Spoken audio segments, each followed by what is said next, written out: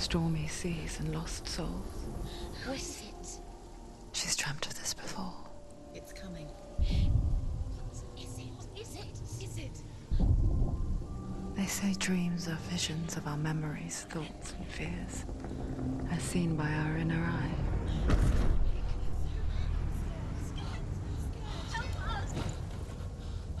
But what if each one of us is always dreaming, even when awake?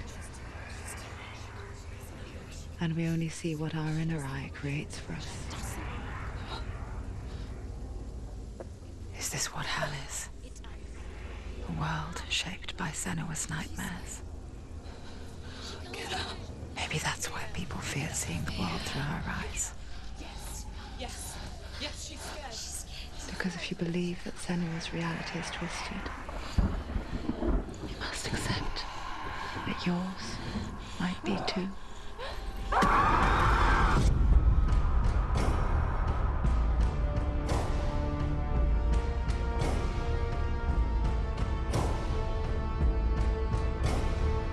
Hellblade: Senua's Sacrifice is a video game about Senua, a Celtic warrior on a vision quest into Viking territory.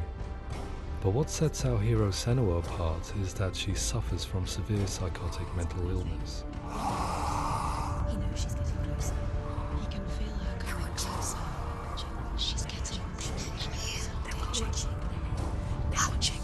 The original idea for Hellblade was to create a classic hero's journey, a journey of suffering, but one where the fantasy world is not another planet or alternate universe, but a world that is constructed in Senua's mind. But to do so would mean putting psychotic mental illness at the center of the experience, a subject that is still considered taboo, and a challenge that was both terrifying and exciting in equal measure. In Hellblade, the starting point was a newly discovered Celtic goddess called Senua in Ashwell, Hertfordshire. When first discovered, her name was thought to be Senua, a name which I liked and kept. I wondered if Senua might have been a Celtic warrior like Boudica who stood up to the Romans. While the Romans had conquered all of Europe, there was a group of Celts up in the furthest reaches of the Roman Empire that could not be conquered, the Picts. And so the Romans built a wall, called Hadrian's Wall, that spans across Britain from sea to sea to keep the Pictish barbarians at bay. The Picts were known for their war paint, painted on with woad, and their matted hair clumped with lime. And so Senua would be a barbarian Pict in this image. What's your name? Senua. I haven't seen you before. I don't live home much. Oh, Zeno's daughter. I have to go. Wait. Orkney is off the coast of Scotland and was inhabited by the Picts, steeped in history and mystery, and so I made Orkney Senua's home and set the stage for a crisis. In the late 8th century, the first Vikings landed on the Orkney Islands. The population of the Picts crashed thereafter, replaced by the Norsemen of the 9th century. Were they wiped out? We don't know for sure, but it would seem likely given the reputation of the Vikings. The Northmen's brutality is legendary. High-ranking leaders and chieftains of the tribes they conquered were often offered as sacrifice to their gods. The most brutal of these sacrifices was known as the Blood Eagle. I imagine Senua as a young female warrior who returns home from exile to find her partner, Dillion, brutally sacrificed to a Norse god by these hellish warriors from a faraway land. I imagine the horror of this moment and how it would have dragged her deep into mental torment.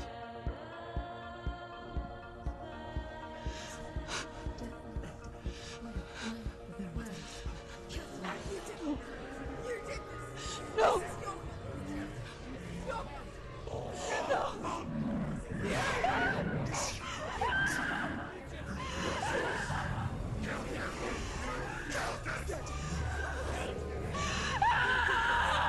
I came to learn that the Celts had a sophisticated and nuanced perspective on the nature of mental disorder.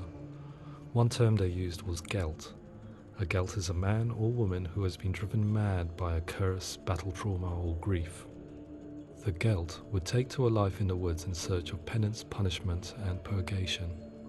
And so Senua became a gelt, cursed by darkness, looking for redemption in the wilds.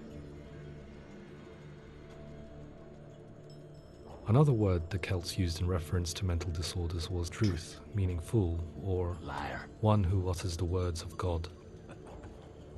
They tell of the mad sinner who flees battle into exile and takes on a beastly nature, growing feathers on his body. The character called Druth in Hellblade is based on a little-known person called Findan, an 8th century Irish Celt who was captured and enslaved by the Vikings, but eventually escaped to Orkney where he became a monk. I will tell you my stories of hell, if I may walk with you. Upon meeting Senua, it would be his stories that fuel her quest deep into their world of gods. The Northmen say the world will come to an end. The sun will grow black, the earth will sink into the sea, the stars will disappear, fire and water will meet, flames will play against the sky. The heavens and earth and all the world will be burned, all the gods will be dead, and the warriors of Valhalla and people everywhere. Senua, prepare yourself for Ragnarok, for it is nigh.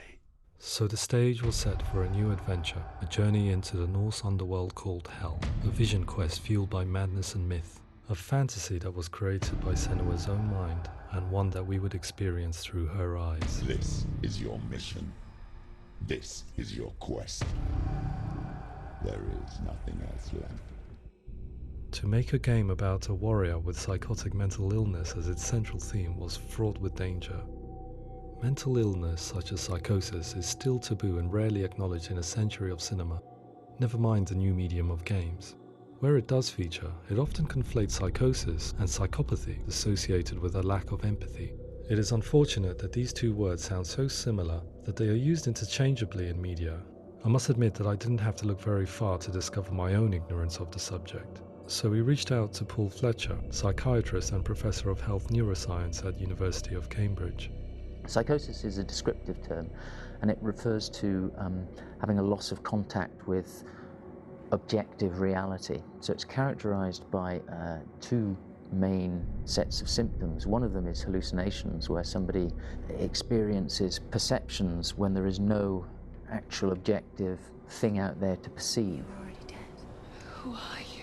And the other is delusions, where somebody comes to very often bizarre, unpleasant, frightening beliefs when there's no good evidence in favor of them. There's no doubt about it. The source of the darkness is in Helheim, and the goddess Hela holds his soul there.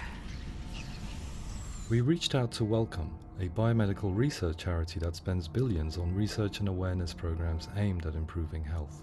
Mental health hasn't always been presented in the media in a way that is particularly helpful.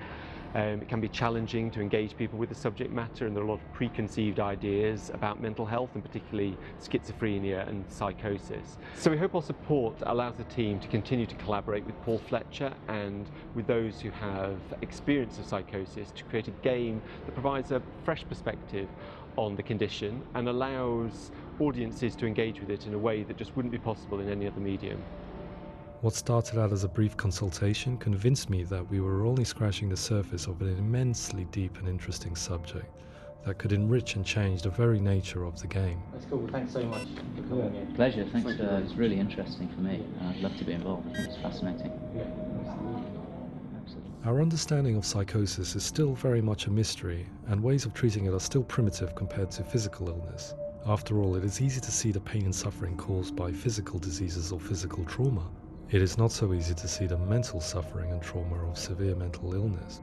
But what if we could find a way to see it? Games are capable of drawing you in for hours on end, playing the role of a character who is different from you, experiencing their perspective, and actively involving you in a world that functions with a different set of rules. That voice is not kind. It's that voice. Calls you to your death.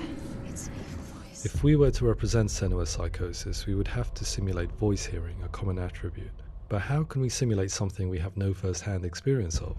Professor Charles Fernyhough, a leading expert in voice hearing from Durham University, offered his help.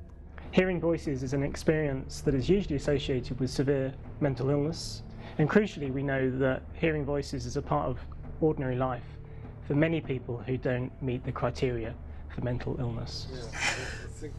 Yeah.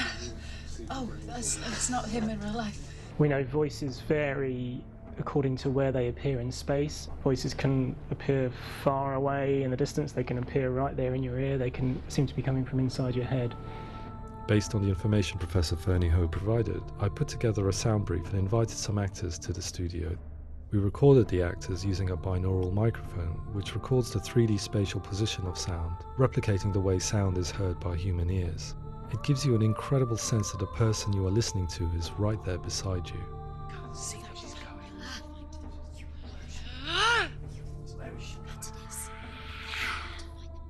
Rachel Waddingham from the Voice Collective came to our studio with 2 young voice hearers to speak to our team. We talked at length about their experiences and they listened to our tests, giving us feedback on how we could improve on it. Everyone hates her. She's cursed. It's very hard to represent what this experience is like, partly because it's such a personal, intense, emotional experience. It's testament to how Ninja Theory have been listening to what the researchers are saying, but also, crucially, listening to the experts by experience. What they've come up with is so compelling. It's by far the best representation I've heard of what these experiences are like.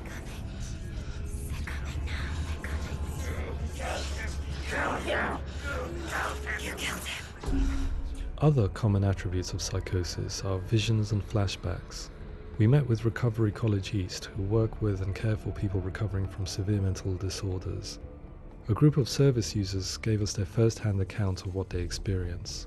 Sometimes when the visions or what we're seeing is too much, it becomes more difficult until eventually we perhaps don't see anything. The people we spoke to, the stories they told, were fascinating, harrowing and mind-boggling. The reality of what people experienced was vivid, far exceeding what I could possibly have imagined. We went away itching to represent some of these visions and flashbacks in the game. Hands will know my heart is so, love is so far away. Don't you know how I wanna feel deeper? I could never know how you grow, all these days are killing me. Now I see deep in me insanity does unfold. I just wanna feel deeper, deeper. I just wanna feel deeper, deeper.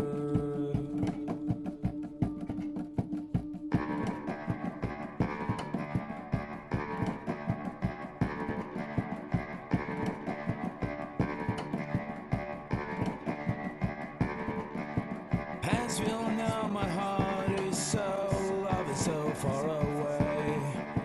Don't you know how I wanna feel deeper? I could never know how you grow, all these days are killing me. Feel like this, read like this, I just wanna live, that's all. I just wanna feel deeper, deeper.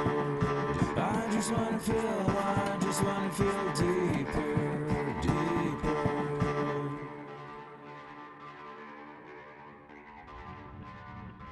To refine our work, we continue to hold meetings with Recovery College East over the course of a year and a half, showing them what we had achieved so far and refining the in-game representations based on their feedback. With their help, flashbacks, visions and changes in perception were woven into the story and gameplay of Senua.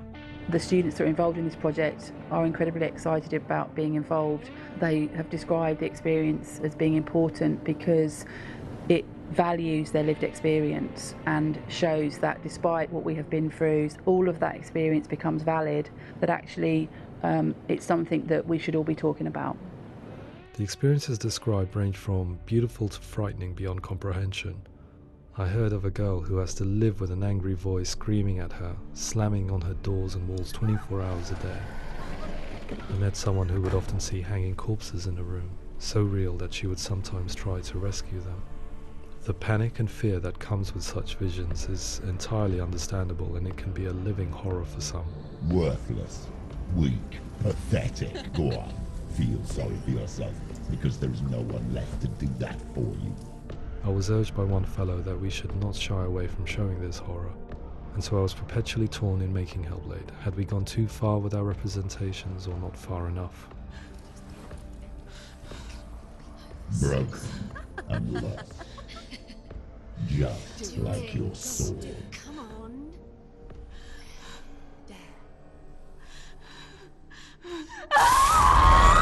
In some ways, voice hearing and visions were the low-hanging fruit, so to speak.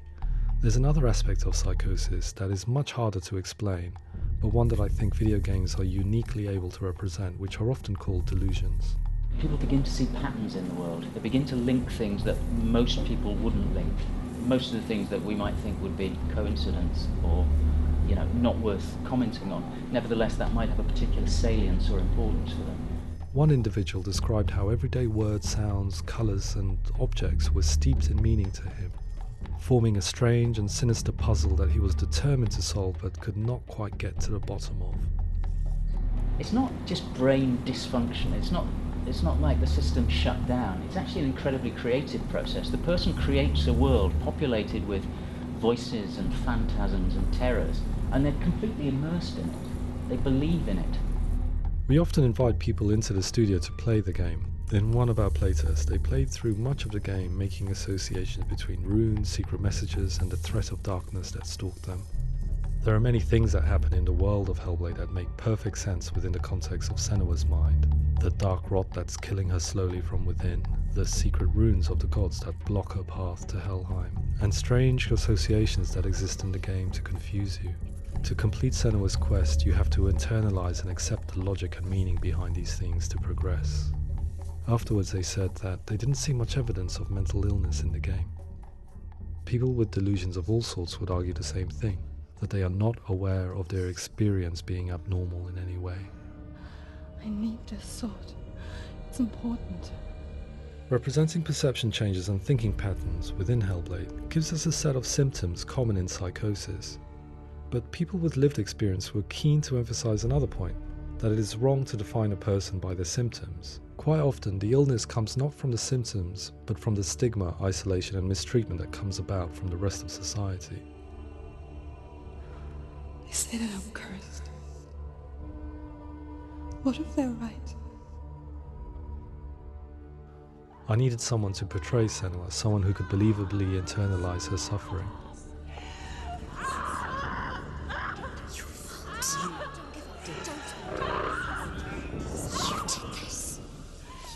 Melina Jurgens, our video editor, had been a stand-in for Senua over a few months while we perfected our motion capture techniques.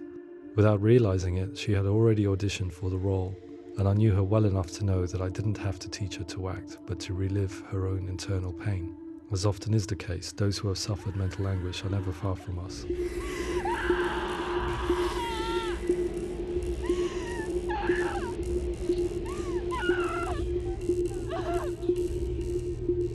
My hope is that by creating a compelling and aspirational character in Senua who feels very much real, albeit in a fantasy setting, we can provide a lens into her reality, a different one to yours, and this is where storytelling comes into play.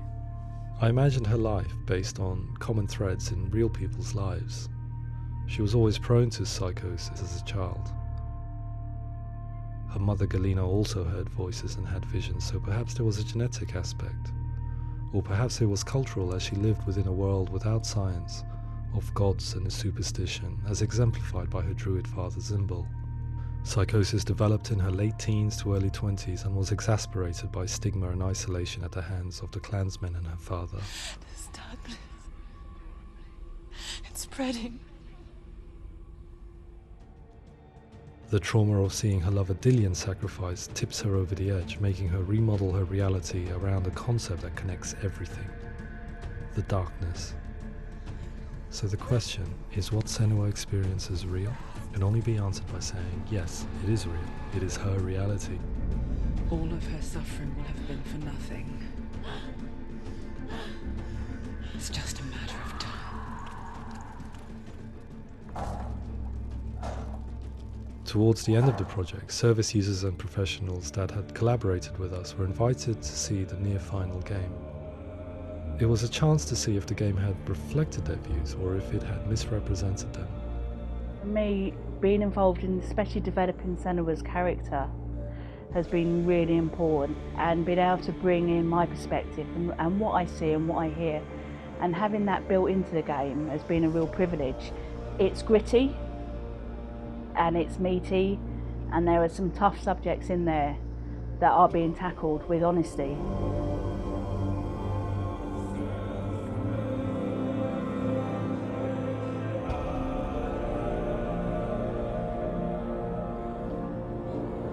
I was blown away by it today, absolutely blown away.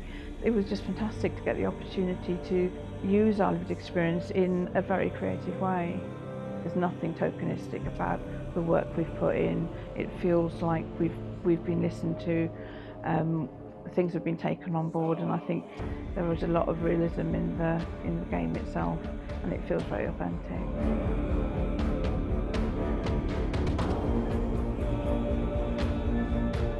Hellblade will give people a good experience of what it's like to hear voices and have those experiences.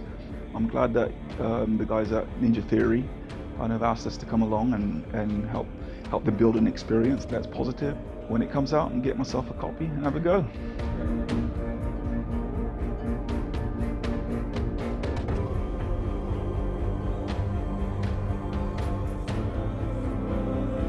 I think all the way through I was really inspired by how the conversations have translated into the game in a way that I think I didn't imagine was possible. So wonderful, really wonderful.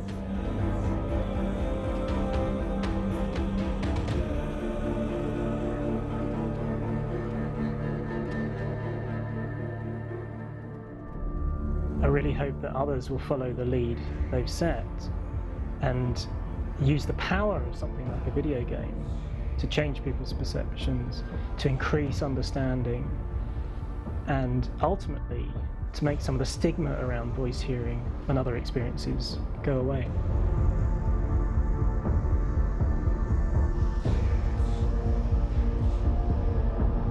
For me, it was really exciting to see something that I explore scientifically being represented so beautifully in a character who's trying to penetrate the mysteries of the environment in which they've been placed, with all of this strange uncertainty and noise and conflicting information that they're getting.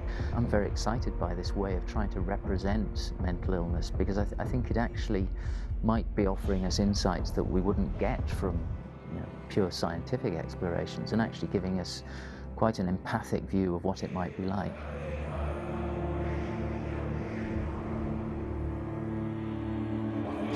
Mental illness has been with us for as long as we have been on this planet, but why? Why hasn't evolution stamped out this weakness from within our gene pool? I often pondered this question until I realized that the question had an inbuilt flaw.